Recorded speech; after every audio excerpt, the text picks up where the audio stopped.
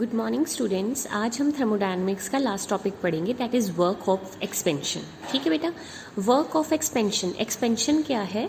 Expand करना। तो expansion में वर्क कैसे किया जाता है वो आज टॉपिक हम पढ़ेंगे। Let a gas is present in a container.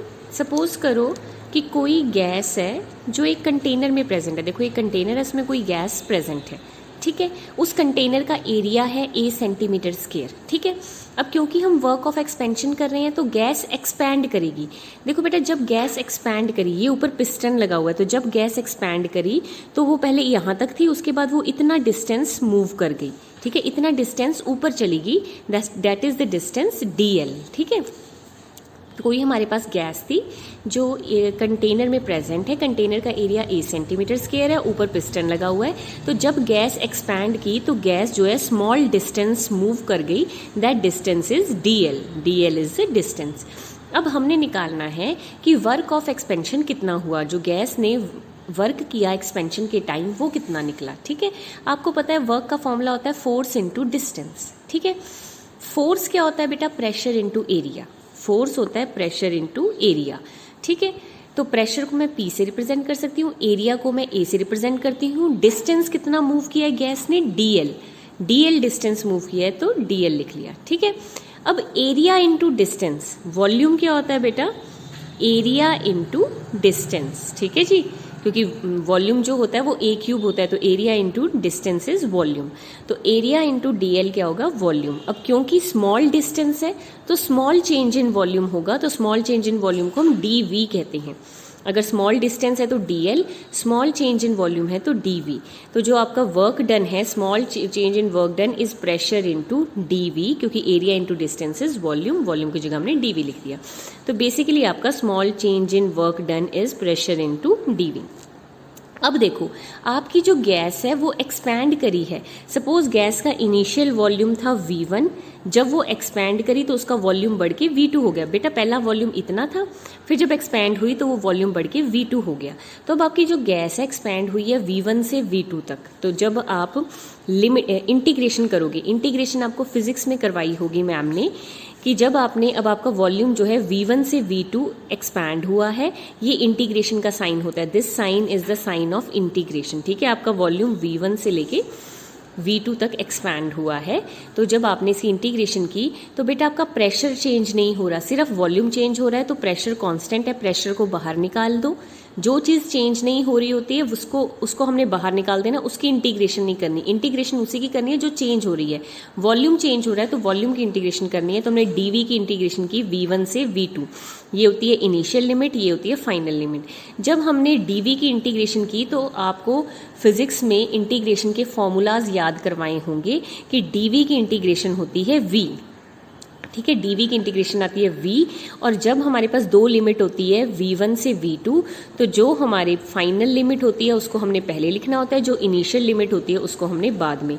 तो V2 माइनस V1। ठीक है जी, तो आपका वर्क डन आ गया pressure V2 minus V1। Final volume minus initial volume is change in volume. Change को हम डेल्टा से रिप्रेजेंट करते हैं, तो V2 माइनस V1 को मैं डेल्टा V लिख सकती हूँ। तो वर्क डन किसके बराबर होता है? P डेल्टा V के। ये बहुत इंपॉर्टेंट फॉर्मूला है, ये आपने याद रखना है।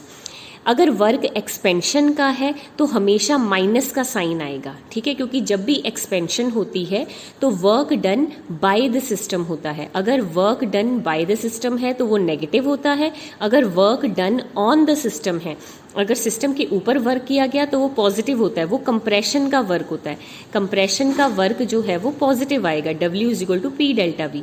लेकिन अगर एक्सपेंशन का वर्क है तो वो नेगेटिव आएगा, minus P delta V। So this is work of expansion, W is equal to minus P delta V। बहुत इंपॉर्टेंट क्वेश्चन है, एग्जाम में जरूर पूछा जाता है। ठीक है, सेकेंड इसका है work done in isothermal and reversible expansion. पहले सिर्फ था work done in expansion, expansion का वर्क है। अब क्या है? Work done in isothermal and reversible. Isothermal, अगर आपको थर्मोडायनेमिक्स की डेफिनेशन याद हो, आइसोथर्मल का मतलब होता है जब टेम्परेचर क्या हो? कांस्टेंट, टेम्परेचर चेंज नहीं होता, टेम्परेचर कांस्टेंट होता है, उसे कहते हैं आइसोथर्मल। ठीक है, तो कहता है वो प्रोसेस जिसमें आइसोथर्मल और रिवर्सिबल एक्सपेंशन हो रही हो, तब वर्क डन क्या होगा? तो देखो बेटा वर्क ऑफ एक्सपेंशन अभी आपको पता है, वही नो अभी आपने पीछे पढ़ा, वर्क ऑफ एक्सपेंशन क्या होता है माइनस पी डी वी, ठीक है। आइडियल गैस की इक्वेशन होती है P V is equal to N R T, ये आपने छोटी क्लासेस में पढ़ा होगा। आइडियल गैस की इक्वेशन क्या होती है P V is equal to N R T. यहाँ से मैं प्रेशर निकालूंगी तो वो आ जाएगा N R T upon V, ठीक है। इसे इस प्रेशर को बेटा इसमें पुट कर दो, इस वाली इक्वेशन में पुट कर दो। तो देखो जब प्रेशर के, आपको पता है वर्क ऑफ एक्सपेंशन क्या होता है minus P D V, pressure की जगह मैंने पुट कर दिया N R T upon V, ठीक है जी। अब आपका वॉल्यूम चेंज हो रहा है V1 से V2, ठीक है। तो आप इंटीग्रेशन करोगे V1 से V2 तक। अब देखो जो चीज़ चेंज नहीं हो रही उसको बाहर निकाल दो, ना तो नंबर ऑफ मोल्स चेंज हो रहे हैं, R क्या होता है गैस कांस्टेंट, ना तो गैस कांस्टेंट चेंज हो रहा है और टेम्परेचर भी चेंज नहीं हो रहा क्योंकि आइसोथर्मल प्रोसेस है तो टेम्परेचर भी कांस्टेंट है। तो जो चीज़ चेंज नहीं हो रही उसको बाहर निकाल दो, माइनस एन आर टी आपने बाहर निकाल दिया। वॉल्यूम चेंज हो रहा है तो उसको बेटा आपने अंदर रख दिया डी वी बाई वी, ठीक है। जब आप डी वी बाई वी की इंटीग्रेशन करोगे तो उसका आंसर आता है लॉग वी, ठीक है। जब सिंपल v की इंटीग्रेशन की थी तो आंसर आया था, सॉरी dv की इंटीग्रेशन की थी तो आंसर आया था v पिछले केस में, लेकिन जब आपने dv बाई v की इंटीग्रेशन करनी है तो आंसर आएगा log v।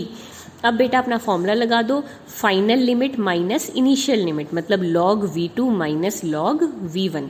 तो अगर कोई माइनस में log हो तो वो डिवीजन में चला जाता है। ये टर्म भी आपको याद होगी कि अगर माइनस में लॉग हो तो वो डिवीजन में चला जाता है। तो मैं इसको लिख सकती हूँ minus N R T log V2 by V1, ये दोनों माइनस में है तो ये डिवीजन में चला जाएगा। अब ये जो ln होता है इसे कहते हैं नेचुरल लॉग। नेचुरल लॉग को सॉल्व करना मुश्किल होता है तो इसलिए हमें नेचुरल लॉग को सिंपल लॉग में चेंज करना पड़ता है LOG।